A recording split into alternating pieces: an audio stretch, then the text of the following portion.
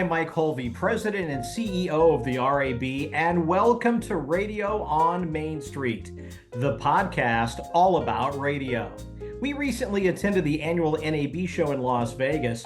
Over a 5-day period, the convention brought together over 61,000 attendees. There was a lot of excitement on the exhibit floor, up the escalator, in the hallways, and in the meeting rooms. Some of the key takeaways included the continued excitement about innovation taking place in the industry, recruitment, a lot of sales ideas, and a buzz about what the future could be. RAB's immediate past CEO, Erica Farber, and I had the opportunity to sit down during the conference with thought leaders to talk about what they see as today's challenges, but also tomorrow's future opportunities. A big thank you to Inco and to Benstown for allowing us to record live in their exhibit booth every day of the convention, including a few live stream interviews, which were the first time that we were able to do that.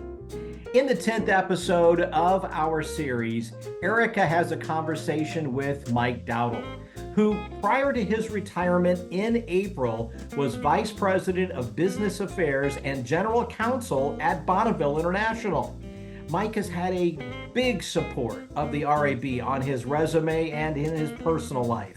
He has served on our board of directors, our executive committee, and he has helped the organization chart its course forward. Mike began his career as a lawyer, and due to a litigating experience, he shares on this podcast how he pivoted to a totally different direction that led him to media, entertainment, and then a career in radio. Well, welcome to Radio on Main Street. Thank and you. As Mike just shared with me, this is Mike's first podcast. He's certainly been on the air quite a bit, but I promise to be kind. I'll be gentle. Well, the good thing is you can edit out whatever you want. Well, right? exactly. But for those of you watching, we have this beautiful award sitting in front of us, and congratulations. Thank you. There's more where that came from today. Yeah, we won 2 of the 10 for Bonneville. This one was for KSL AM and FM, a news talk station in Salt Lake City, Utah. They've been nominated so many times, have won a couple in the past. This, I think, is their 4th, and it's a long time been coming, so we're really proud of KSL. I don't want to get fingerprints on it, but, No, go ahead. I'm going to tell you something. I've never lifted one of these. They are heavy. They are, like, heavy. They're very heavy. Oh, my gosh. Yeah. The other one we won was for KMVP in Phoenix, Arizona.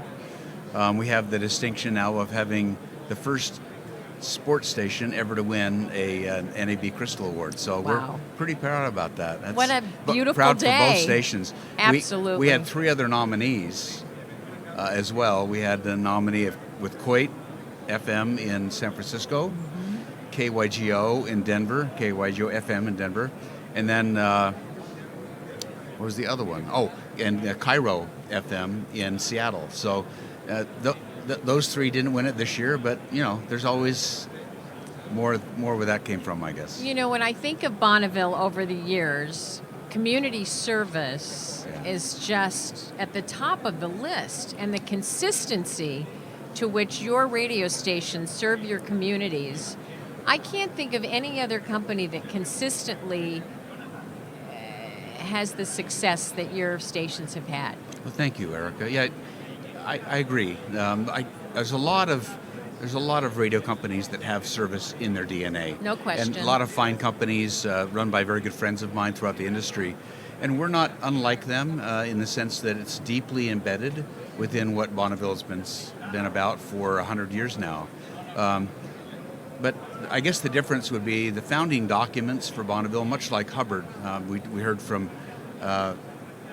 Dan Seaman at Hubbard today about this original founding document from Stan Hubbard that talked about service in their DNA. And that's very similar to Bonneville. The founders of Bonneville, who were some of the authorities of the Church of Jesus Christ of Latter-day Saints, they told us right from the beginning, 100 years ago, that service to the community in which we are located is the most important thing that we can do in broadcasting. We're in a business. We try to make money. Some years are more successful than others. But the service component never changes. Right. And so we're proud of that, probably more than anything else we do. So one of the reasons Bonneville was the founding partner for the NAB with the Service to America Awards that happen in June every year in Washington, D.C. And the same thing with the Crystal Awards for just on the radio side. So for us, that's really what we're all about. It's just great. You have a very interesting background, Mike. Most of us that are in the business grew up in the business, if you will, but right. You were also on the music side. Yeah. I started my education is as a lawyer, so I started out there and had no idea I was going to end up in any of this, frankly. Graduated from law school and then practiced law for 8 years, made partner at a firm in Salt Lake, and thought that was going to be my career. My whole life was about practicing law until it wasn't. I had a couple of friends come to me, and I'd help them organize a little production company, a little music production company. They did jingles for local advertisers. It started out really humble. They were both trombonists in the Osmond band back in the day, the Osmond family. Yeah.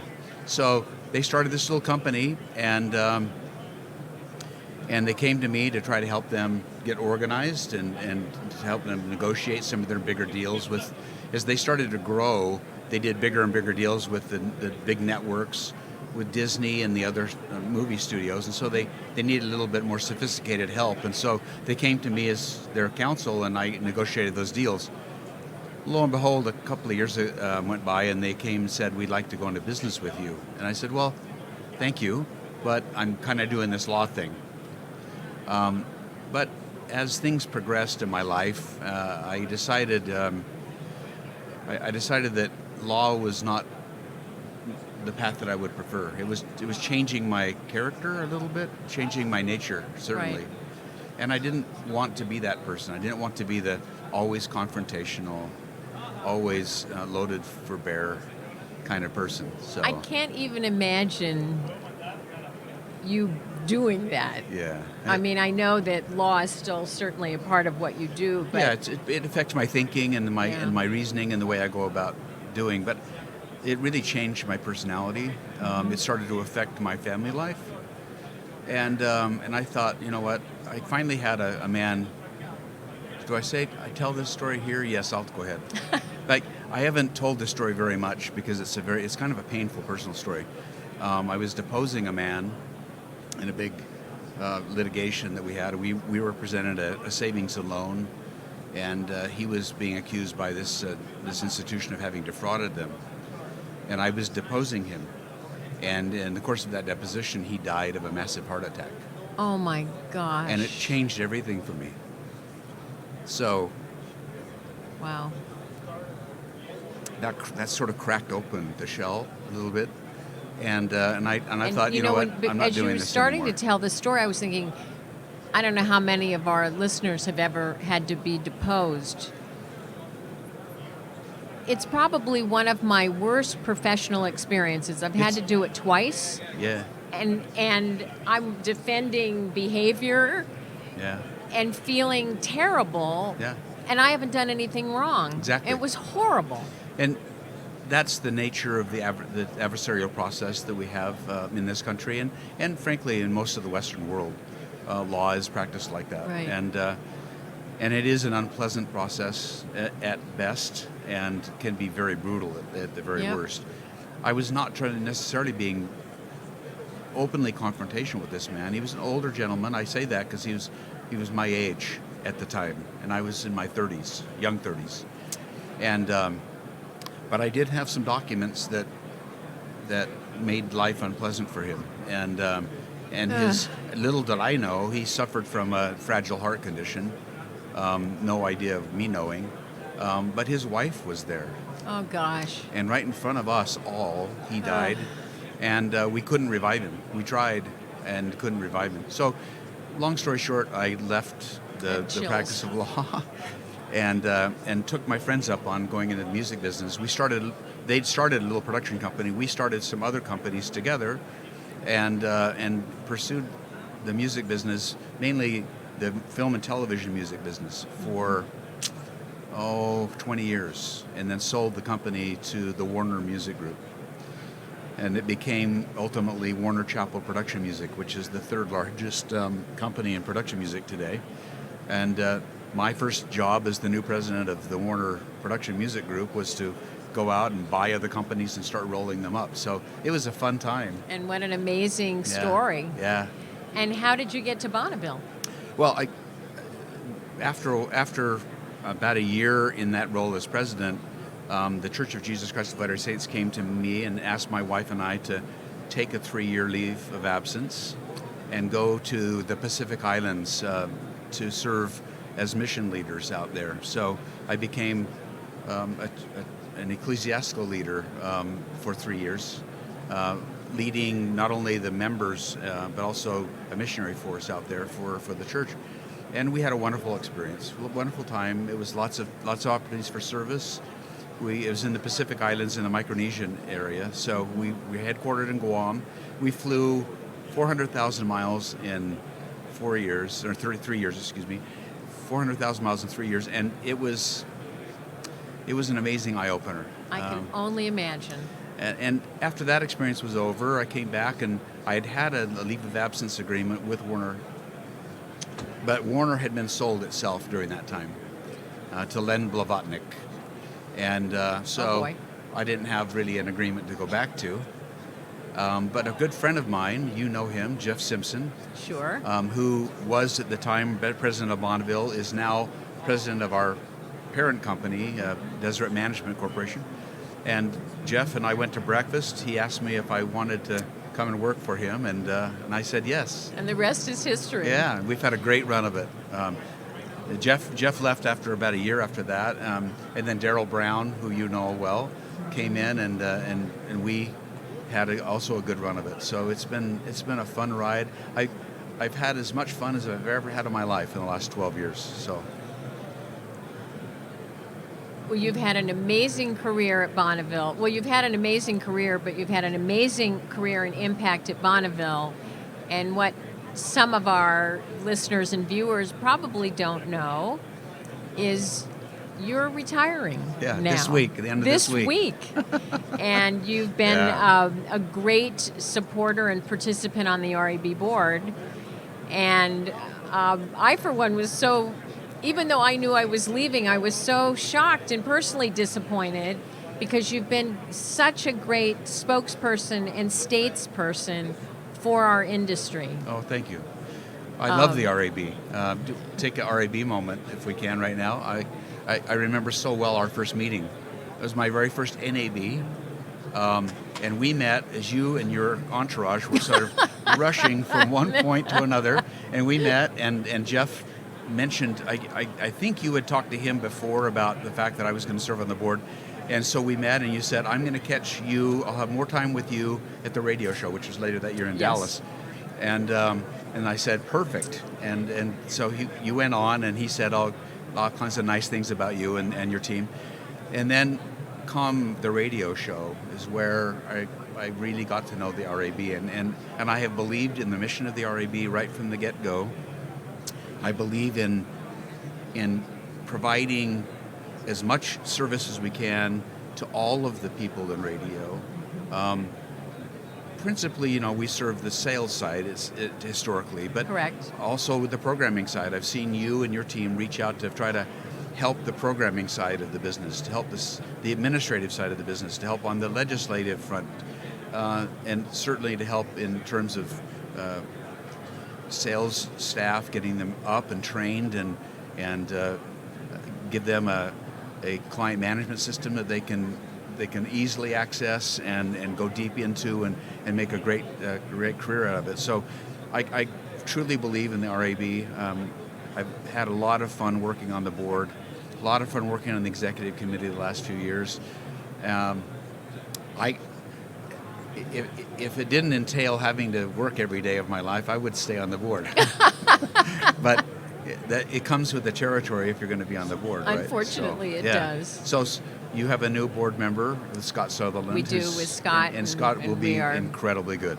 We are delighted that he's joining us and supporting us. Yeah, he'll be terrific. But the RAB will miss you. Yeah, I will miss it as well. What are you thinking about life after Bonneville? It's going to be fun. I'm going to do some things that I've wanted to do more of. One of those is travel with my wife. We have a group of friends and we've traveled widely. So I've told you about some of those trips. And yes. We've gone to Israel and Africa. We've gone to Europe. We've gone to Asia. We've gone to the Pacific. We've gone all over the place over the last 35 years together. 5 couples, really, we travel together. And we're going to do more of that. So that's one thing. But if that's all it was, I would stay working. I'm also going to golf some more, which I'm a very enthusiastic golfer, not a very good one. But I'm going to have a chance to maybe go a little bit more. And that's number 2. But again, if that were just those 2 things, I would stay working. But really what I want to do is spend more time with my wife. As you know, as a busy career person, family life can sometimes suffer. And while I've done my best, and she's certainly been understanding, and she's terrific. Right. I've been gone too much over my career, and she is my wife is Gayla, and she's an amazing human. We've been married for 45 plus years. So great. And we're going to spend some time together. We're going to spend some time the next 3 years doing some service. We've been asked to help with a community resource center in the Salt Lake Valley that's been established by West Valley City, which is a large part of the valley, and Salt Lake and then the Church of Jesus Christ of Latter-day Saints jointly working together to provide services that certain communities struggle with. So we're going to be help directing anyway, a community resource center where they teach English as a second language, children's literacy, art, music, sewing. So there's a lot of important work ahead for you. Yeah, so we try to be service oriented where we come from, and that's really so important to us. So we're going to do that for the next 3 years, and then who knows? Who knows after that? Well, it's very exciting. So, Mike, as you leave us, if you were in charge of the entire radio industry, what advice would you have for us? The very first piece of advice I would say is we can't lose hope. Sometimes it looks dim. I personally don't think it's going to remain dim for long. We have a new reality. The new reality is listenership is over terrestrial radio anyway is down somewhat. Probably a secular shift in the listening habits, where a lot of people have switched to streaming, both podcasts as well as our own stations listening, and we share that space with some pretty good competitors. Spotify, mainly Spotify these days. Amazon is doing their best, so is Apple, but generally it's Spotify right now. And that cast of characters will change and come and go, but we're still the primary streaming presence, even in the streaming world, is radio. And we need to take command of that space and say, no, our overall listening is up. It may be configured differently, the mix may be different, but we can't lose hope in the future of this medium, right? Both terrestrial and digital. So we need to own the fact that we have challenges, but those challenges are the same as any other disrupted industry. We should prevail in this space. We are now. We need to continue to prevail, but it'll only happen if we work hard. So that's number one. Number two, I think what I would say is we need to recruit young people. The future of the industry really depends upon us having a really strong foundation in Yes. the upcoming generations of radio broadcasters. And we need to work hard at getting new salespeople introduced to the industry. And it's an exciting, we all know it's an exciting place to work. They have a swagger about them. You know, they walk in and they represent No brands question. that play all of the coolest stuff on the planet. Yes. And talk about the important issues of the day and entertain people with their favorite games, wherever that may be. And so we do something that's extraordinarily cool. We need to really show that. And young people will come to that. People in engineering. We've been blessed at Bonneville to have some really, really upstanding, incredibly talented young engineers that have come into the fold just recently.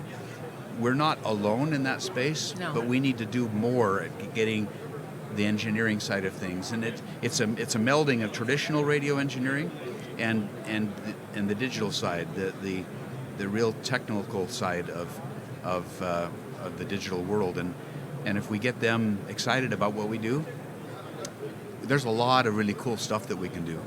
There's a specific thing that number 3 I wanted to talk about, and I don't know whether I'm just the lawyer talking about something that he doesn't know anything about or not, but it seems to me that spectrum, Erica, is spectrum. Mm-hmm. And our spectrum in the FM and AM bands is still very valuable real estate. And we have the license from the government to own a piece of that real estate, really. I mean, it's leased to us from the government, but right. we command that space. Mm-hmm. And what they just have accomplished on the TV side with the new ATSC 3.0 standard and the new compression that allows them to take what used to be 1 or 2 or maybe 3 channels, and now it's 27 possible channels in the same spectrum. Why can't we do that for radio? Because part of what they'll be doing with ATSC 3.0 is developing, and it's already happening, a return path for data that will come back. And what will happen eventually with that is attribution will be much easier. Right. We'll be able to show clients who buy in our medium exactly what they're buying. And ours will actually be more truth than fable, which you can't say necessarily in the pure play digital world.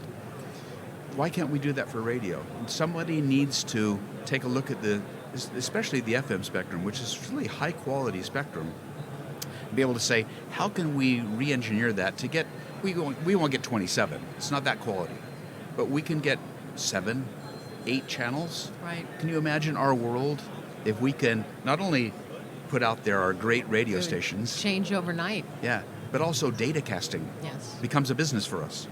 A return path for data that serves our purposes. Now, Xperi is all over this. They know what we have, and as an industry, we ought to be waking up to the fact that we have a space that others would kill for. Literally, they'd kill for it, and we can do something with that.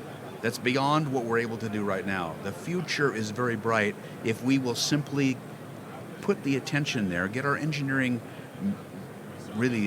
geniuses Right. to start working on that and saying, let's develop a new standard. Let's get new compression. Let's do for the radio space, the radio bands, what they did for television, and let's see where we can take this.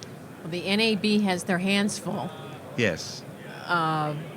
There's a lot of things I wish radio had the ability to do. The environment has changed so much, Yeah. and yet how we're managed through the FCC has barely changed. Well, And the world around us has changed so dramatically. it's true, and it's never. I don't think that's going to change. I think ultimately the evolution will happen, but it's going to be, as it always is with government and regulation, painfully slow.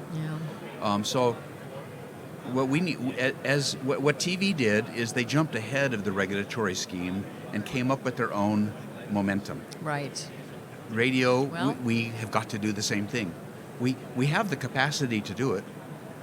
I don't have the brains to do it. I'm not smart enough to do this, but Do you have any- somebody out there does. Are you going to have some time, part-time, to help us do this?